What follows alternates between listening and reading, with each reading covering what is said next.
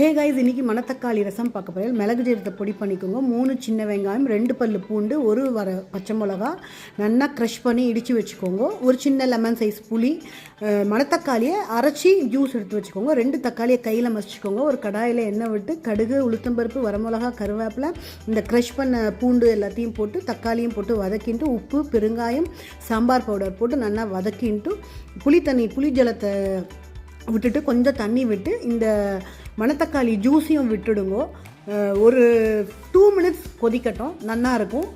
கொத்தமல்லி போட்டு இறக்கிடுங்க. அடிப்பொலியாக இருந்தது. நீங்களும் இதை ட்ரை பண்ணுங்க. ரொம்ப டிஃப்ரெண்ட்டாக ட்ரை பண்ணியிருக்கேன். ஒரு முட்டை நெய் விட்டுட்டு கொத்தமல்லி போடுங்க. சுட சுட சாதம் வச்சு இந்த மணத்தக்காளியை ரசத்தை போட்டு சாப்பிட்டேன்னா அல்டிமேட்டாக இருக்கும். ட்ரை பண்ணுங்க. டிஃப்ரெண்ட்டாக இருக்குது. கமெண்ட் பண்ணுங்க.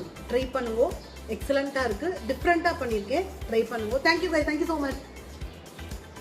எக்ஸலண்ட்.